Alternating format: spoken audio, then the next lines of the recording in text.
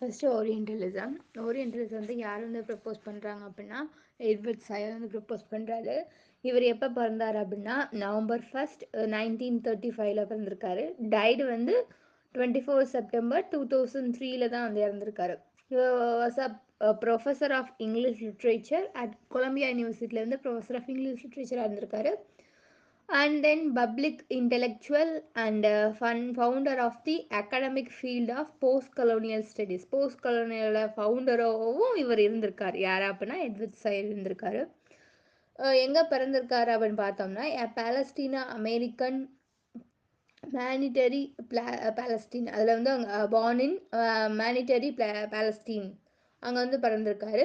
He was a citizen of United State by way of his father a US army வென்ட்ரியம். அதாவது இவர் வந்து என்ன சிட்டிசன் சொல்லி சொல்கிறாங்கன்னா, யூஎஸ் சிட்டிசன் சொல்லி சொல்கிறாங்க. ஏன் அப்படின்னா, இவர் ஃபாதர் வந்து ஒரு ஆர்மி மேனாக இருந்திருக்காரு யூஎஸ்ஏல. அதனால வந்து சொல்கிறாங்க. இது ஒரு சின்ன இன்ஃப்ரோமா தான்.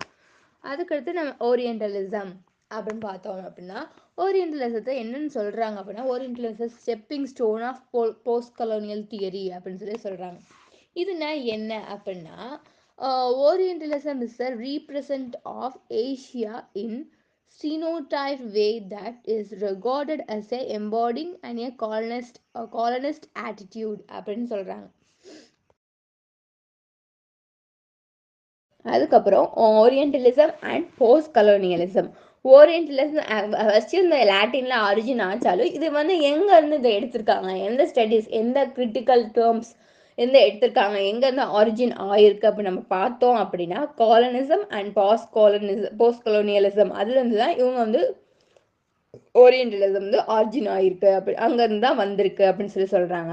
Post colonialism is study of the culture after the physical and political withdrawal of a oppression power. Post colonialism வந்து எதை பற்றி படிக்கிறது அப்படின்னா, கல்ச்சர் ஆஃப்டர், அதாவது ஃபிசிக்கலாகவும் மென்டலியாவோ இந்த அப்ரெஷன் பவர், அதாவது அந்த காலனைசர்ஸ் வந்து, அதாவது காலனைசர் வந்து நம்மளை ஒரு கல்ச்சராகவும் ஃபிசிக்கலாகவும் சரி பொலிட்டிக்கலாகவும் சரி அவங்களோட அப்ரெஸிங் ஆகுறாங்கல்ல அந்த காலனைசர் இருக்கும்போது. ஒரு ஒரு ஃப்ரீடம் இல்லை, ஒரு நமக்கு பிடிச்சதை நம்ம செய்யணும்னு நினைக்கிற நாட்டுக்கு நம்மளால செய்ய முடியல, எதுலேயுமே செய்ய முடியல. அதுக்கப்புறம் அவங்களோட கல்ச்சர் வந்து எப்படி மாறுது அப்படிங்கிறத பற்றி பேசுறது தான் அந்த போஸ்ட் கொலோனியலிசம் அப்படின்னு சொல்கிறாங்க. When the colonies were freed from the Western rules in the mid-20th century, a conflict and difference still remain between the East and West. அதாவது எப்போ வந்து அவங்க, அதாவது ஈஸ்டர்ன் பீப்புள்ஸ் வந்து எப்போ வந்து ஃப்ரீடமாக இருந்தாங்கன்னா 20th செஞ்சுரி மிடில், அதாவது நமக்கு எப்போ வந்து இண்டிபெண்டன்ஸ் கிடச்சிச்சுன்னு பார்த்தோம்னா 1947, அதாவது மிட் 1915, அதாவது மிட்டுன்னு சொல்லுவாங்க. 20th செஞ்சுரி மிட்டை வந்து 1915 தான் சொல்லுவாங்க.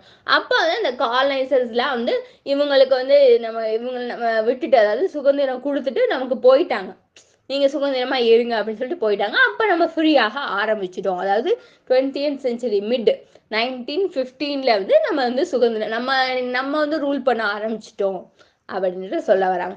ஃபார் எக்ஸாம்பிள் என்ன சொல்ல வராங்கன்னா, இதை யார், ருயார்ட் கிப்ளிங் அப்படி அவர் என்ன சொல்லியிருக்காரு அப்படின்னா, east is east, west is west and never the twain shall meet. அதாவது ஈஸ்டாக இருக்கவங்க ஈஸ்ட்டில் தான் இருக்க முடியும், வெஸ்ட்டாக இருக்கவங்க வெஸ்ட்டில் தான் இருக்க முடியும், அதாவது அங்கே தான் ரூல் பண்ண முடியும். ரெண்டு பேருமே ட்வைனாக மீட் பண்ண முடியாது அப்படின்னு சொல்கிறாங்க. அவங்க நம்ம போராடினால தான் வந்து விட்டுட்டு போய் உங்கள் நாட்டை அவங்களே ஆண்டுக்கட்டும், நமக்கு வந்து செட் ஆகாது, நம்ம இது பண்ணணும் அப்படின்னு சொல்லிட்டு நம்ம நாட்டுக்கே போயிடும்னு சொல்லிட்டு அவங்க போயிட்டாங்க. அதனால வந்து ரெண்டு பேர் வந்து எப்பயுமே வந்து மீட் பண்ணிக்க முடியாது, அதாவது ஒன்றா சேர முடியாது. ஈஸ்ட்டும் வெஸ்ட்டும் வந்து ஆப்போசிட் டைரக்ஷனில் தான் இருக்கணும், ஒன்றா சேர முடியாது அப்படின்றத ஒரு கொட்டேஷனில் சொல்ல வராங்க. அதுக்கப்புறம் டூ டேர்ம்ஸ், அதாவது என்னென்னா ஆக்சிடென்ட் அண்ட் ஓரியன்ட். நேற்று அதை சொல்லியிருப்பேன்னு நினைக்கிறேன். ஓரியன்ட் அப்படின்னா என்ன அப்படின்னா, எப்படி சொல்கிறது அப்படின்னா அந்த ஈஸ்டர்ன்ஸ், அதாவது ஈஸ்டர்ன் ஏஷியா அப்படின்னு சொல்லலாம்.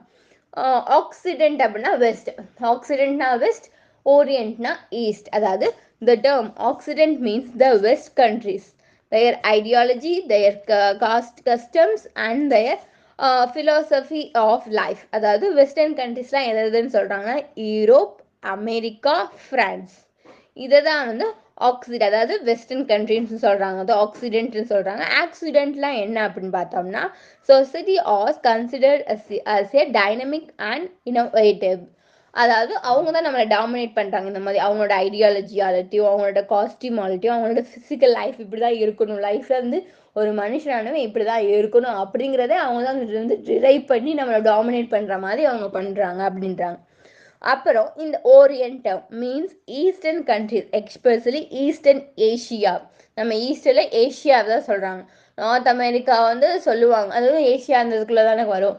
நார்த் அமெரிக்கா, நம்ம இந்தியா, பாகிஸ்தான் இதை தான் சொல்கிறாங்க. Orient society are consider by the occident as a static never changing. அதாவது நம்ம ஈஸ்டர்ன் கண்ட்ரிஸ் வந்து எப்பயுமே நம்ம வெஸ்டர்ன் கண்ட்ரிஸாக அங்கே மூவ் ஆக முடியாது. நம்ம ஈஸ்டர்னா ஈஸ்டர்னில் தான் இருக்கும். அதாவது நம்மளோட சொசைட்டி நம்மளோட கல்ச்சரை வந்து மற்றவங்க மாற்றினாலும் நம்ம கல்ச்சரை நம்ம ஃபாலோ பண்ணிட்டு தான் இருக்கோம் அப்படிங்கிறத வந்து, அதாவது யார் வந்து என்ன பண்ணாலும் டாமினேட் பண்ணாலும் நம்ம கல்ச்சரை வந்து மாற்றிக்க மாட்டோம் அப்படின்னு சொல்கிறாங்க.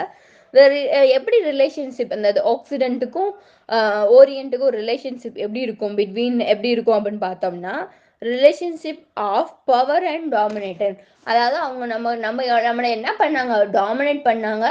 அதுக்கப்புறம் வந்து அவங்களோட பவர்னால அவங்க நம்ம டாமினேட் பண்ணாங்க. நம்மள்ட்ட அப்போல்லாம் துப்பாக்கியில் அவங்கலாம் துப்பாக்கிலாம் கண்டுபிடிச்சிருந்தாங்க, அதனால நம்ம மிரட்டிக்கிட்டு இருந்தாங்க. அதாவது அவங்க தான் நிறைய படிச்சிருந்தாங்க, அந்த பவரில் வந்து நம்மளை டாமினேட் பண்ணிட்டு இருந்தாங்க அப்படின்னு சொல்கிறாங்க. அதுக்கப்புறம் இன்னும் சிம்பிளாக சொல்லணும் அப்படின்னா, ஆக்சிடென்ட், அது ஆக்சிடென்ட்னா என்ன, ஓரியன்ட்னா என்ன. ஓரியன்ட்னா யார், ஆக்சிடென்ட்னா யார் அப்படின்னா, வெஸ்டர்ன் தான் ஆக்சிடென்ட், ஓரியன்ட்னா ஈஸ்டர்ன் பீப்புள்ஸ். இதாவது வெஸ்டர்ன் வந்து நாங்கள் வந்து சிவிலைஸ்டு நினச்சிக்கிறாங்க, நம்மளை வந்து அன்சிவிலைஸ்டு பீப்புளாக நினச்சிக்கிறாங்க. அவங்க தான் காலனைசர், நம்ம காலனைஸ்டு பீப்புள். அவங்க வந்து மாடர்ன், நம்ம வந்து மிஸ்டீரியஸ் அப்படின்னு சொல்கிறாங்க. அதாவது நம்ம பழைய காலத்தில் இருக்கோம் அப்படின்னு சொல்கிறாங்க. அவங்க தான் ப்ரெசண்ட்னு சொல்லிக்கிறாங்க, நம்ம பாஸ்ட் பழைய காலத்தில் இருக்கிறதே அப்படியே நம்ம ஃபாலோ பண்ணுறோம் அப்படின்னு சொல்கிறாங்க. எக்ஸாம்பிள் ஆஃப் ஓரியன்டலிசம் அப்போ நம்ம பார்த்தோம்னா, இந்த அலாவுதீன் கேரக்டர் வந்து சொல்கிறாங்க. என்ன அப்படின்னா, இந்த character of Disneyland has been presented from oriental perspective. Alauddin is an Arab character from a cartoon series named Arabian Nights.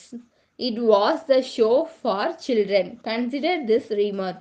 அதாவது இந்த அரப் பீப்புளை பற்றி, அதாவது அரேபியன் நைட்ஸில் வந்து இந்த அலாவுதீன் கேரக்டர் வந்து இந்த டிஸ்னியில் கார்ட்டூனில் வரும். இதை சில்ட்ரன்ஸ் விரும்பி பார்ப்பாங்க.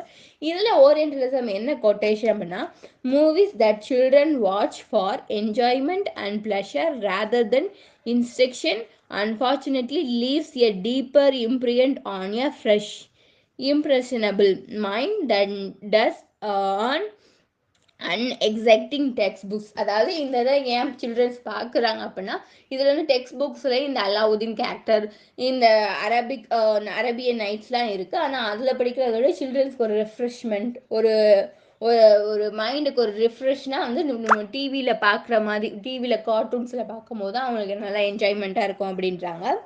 இந்த கார்ட்டூனில் என்ன சொல்ல வராங்க அப்படின்னா, அதாவது அந்த அலாவுதீன் இருக்கார்ல, அவர் வந்து மக்களுக்கு வந்து நம்ம மக்களை வேண்டிய வரங்கள்லாம் கேட்பார். ஆனால் வந்து மக்கள்கிட்ட வந்து சொல்லுவார், இன்னும் நீங்கள் 3 வரம் கேளுங்க, 3 வரம் தான் கேட்க முடியும், அது வந்து இப்படி தான் கேட்கணும் அப்படின்னு சொல்லுவார். சொல்லிட்டு அந்த அவங்களோட ஒப்பீனியன் கேட்கும் போது, அந்த அரேபியன் கார்ட்டூன் நைட்ஸ் நான் பார்த்தது. ஆனால் அந்த அலாவுதீன் கேரக்டர்னா என்னன்னு எல்லாருக்குமே தெரியும்ல. அவர் வந்து என்ன பண்ணுவாங்கன்னா, இப்படி தான் இருக்கணும், இப்படி தான் இருக்கணும், ஏன்னா அவர் ஒரு ஜீனியஸ் சொல்லுவாங்க. அதாவது அவர் ரொம்ப அறிவாளி. அதாவது இதை வந்து இவரை வந்து ஒரு ஆக்சிடென்ட், அதாவது வெஸ்டர்னாக வந்து கன்வெர்ட் பண்ணுறாங்க. அலாவுதீன் ஒரு வெஸ்டர்ன், அதை பார்த்து மக்கள்லாம் வந்து ஆச்சரியப்பட்டு, அவர் வந்து ஏதாவது நமக்கு நம்ம அவர் சொல்கிறத நம்ம கேட்டால் நமக்கு ஏதாவது பரிசு கொடுப்பாரு, அதை கொடுப்பாரு, இதை கொடுப்பாரு, ஜீனியஸில் அவர் அப்படின்னு சொல்லி நம்ம அவர் சொல்கிறத கேட்குறோம். இதை வந்து நம்ம ஈஸ்டர்ன் பீப்புள்ஸ் வந்து ரெஃபர் பண்ணுறாங்க, அந்த மக்கள் கேட்குறத. அது என்ன ஃபேமஸ் ஆனதுன்னா, oh I come from a land from a faraway place where the caravan camels roam, where they cut off your ears if you don't like your face. It is barbaric. பார்பரிக்னா நம்ம அன்சிவிலைஸ்டுன்னு சொல்கிறாங்க, அதாவது சப்ஜெக்டிவாக and எக்ஸ்ப்ளாஸ்டுன்னு சொல்லலாம். But they it's home. அதாவது உங்களுக்கு உங்கள் முகத்தில் வந்து காது இருக்கிறது பிடிக்கலன்னா நீங்கள் அதை கட் பண்ணிக்கோங்க. ஏன்னா அது உங்கள் ஃபேஸில் வந்து தேவையில்லை இருக்கக்கூடாது அப்படின்னு நினச்சி கட் பண்ணிக்கோங்க. ஆனால் கட் பண்ணதுக்கப்புறம் அந்த காது எங்கும் தனியாக போகாது, உங்கள் வீட்டிலே தான் இருக்கும் அப்படின்ற அந்த கொட்டேஷன் வந்து கோட் பண்ணுறாங்க. அதுக்கப்புறம் வந்து ஒரு எக்ஸாம்பிள் மாதிரி தான். அதுக்கப்புறம் பார்த்தோம்னா மேஜர் ஓரியன்டலிஸ்ட், அதாவது ஓரியன்ட்டை பற்றி எழுதுறாங்க. அதாவது இப்போ நம்ம எம்ஏ ப்ராஜெக்ட் தீசிஸ்லாம் பண்ணுறோம்ல, இப்போ இந்த டாபிக் எடுத்து நம்ம பண்ணி ஒரு ப்ராஜெக்ட் பண்ணோம் அப்படின்னா நம்ம கூட ஓரியன்டலிஸ்ட் அப்படின்னு சொல்லுவாங்க. இப்படி நிறையா பேர் வந்து மேஜர் வந்து ஓரியன்டலிஸ்ட் ஆயிருக்காங்க. அவங்க யார் நேம்லாம் வந்து மென்ஷன் பண்ணியிருக்காங்க. William Jones, Henry Colebrooke, Nathaniel Halhed, Charles Wilkins, Horace Hayman Wilson, இவங்க 5 பேரை வந்து மென்ஷன் பண்ணியிருக்காங்க மேஜர் ஓரியன்டலிஸ்ட். அப்புறம் கன்க்ளூஷன், அதாவது orientalism is a literary movement of a theory which came after a post colonials and the end of the 20th century. Edward Said has been held as a pioneer of the theory. அதாவது orientalism வந்து அந்த theory literary மூவ்மெண்ட்டில் வந்து இந்த theory வந்து எப்போ வந்து after ஆகுது அப்படின்னா போஸ்ட் கொலோனியல்ஸ் வந்து எண்ட் ஆஃப் 20th செஞ்சுரியிலேருந்து எண்ட் ஆஃப் 20th செஞ்சுரியிலேருந்து அதை கொண்டு வராங்க. இவர் என்ன சொல்கிறாரு, இவர் வந்து ஒரு பாயினர், அதாவது பைனியர், ஓரியன்டலிசமோட பைனியரான எட்வர்ட் சையட். இவர் வந்து studies how east in misrespected by the westerns, அதாவது orientalism studies how east is misrepresented by the west, அதாவது அவங்க ஒரு இதாக பார்க்குறாங்க. அதாவது வெஸ்டர்ன் பீப்புள்ஸை வந்து நம்ம ஈஸ்டர் வந்து ஏன் அப்படி இருக்காங்க, ஏன் அப்படி பண்ணாங்க அப்படின்னு சொல்லி ஒரு நம்ம இதாக ரீப்ரசன்டடாக பார்க்குறோம். இந்த ஸ்டடீஸ் வந்து இப்படி பண்ணுறாங்க அப்படின்னு சொல்லி பார்க்குறதா இந்த ஓரியன்டலிசம் அப்படின்றாங்க. It studies how the west tries to still dominate the east even after freeing the colonies. அதாவது இதில் இன்னும் என்ன சொல்ல வராங்க, இந்த ஓரியன்டலிசம் இதில் அந்த ஸ்டடீஸில் என்ன சொல்ல வராங்கன்னு பார்த்தா, அந்த வெஸ்டர்ன் பீப்புள்ஸ் வந்து டாமினேட் பண்ணாங்க. எப்படி அந்த ஸ்டடீஸை வந்து எப்படி பார்க்குறாங்க அப்படின்னா, வெஸ்டர்ன் ட்ரைஸ் டு ஸ்டில் டாமினேட், அதாவது அந்த பிரிட்டிஷ் போனதுக்கு அப்புறமும் அவங்க டாமினேட் போனதுக்கு அப்புறமும் நம்ம ஒவ்வொருத்தர், இப்போ நான் வந்து இன்னொரு பிளேயர் டாமினேட் பண்ணிட்டு தான் இருக்கேன். அந்த டாமினேஷன் பவர் அவங்க ஃப்ரீடம் கொடுத்துட்டு போனதுக்கு அப்புறமே இது இப்படி தான் இருக்குது, இன்னும் ஓரியன்டலிசமாக தான் இருக்குது. ஈஸ்டர்ன்ஸே வந்து ஓரியன்ட் பண்ணிட்டு இருக்காங்க, அதாவது ஆக்சிடென்டலாக பண்ணிட்டு இருக்காங்க அப்படிங்கிறது அந்த ஸ்டடீஸ் மூலியமாக வந்து நமக்கு தெரியுது. அதாவது பிரிட்டிஷ் பீப்புள் நம்மளை ரூல் பண்ணிட்டு போனதுக்கு அப்புறமே ஒரு ஆளுமை, ஒரு இப்போ டாமினேட்டிங் யாராவது பண்ணிட்டு தான், எந்த கண்ட்ரியாவது பண்ணிட்டு தான் இருக்குது நம்ம மேலே. இல்லைன்னா நம்ம நாட்டுக்குள்ளே இருக்கவங்க நம்ம டாமினேட் பண்ணிட்டு தான் இருக்காங்க. இப்போ அரசியல்வாதிகள் இப்படி நிறைய பேர் சொல்லலாம். ஒவ்வொரு வீட்லேயே வந்து ஒவ்வொருத்தவங்க கூட டாமினேட், கேர்ள் வந்து பாயை டாமினேட் பண்ணலாம், பாய் வந்து கேர்ளை டாமினேட் பண்ணலாம் அப்படின்றதுலாம் கல்ச்சர்லாம் இருந்துட்டு தான் இருந்துச்சு அந்த காலத்துலலாம். இப்போயும் வந்து இருக்குது அப்படின்னு சொல்லி சொல்கிறாங்க. இதுதான் வந்து ஓரியன்டலிசம்.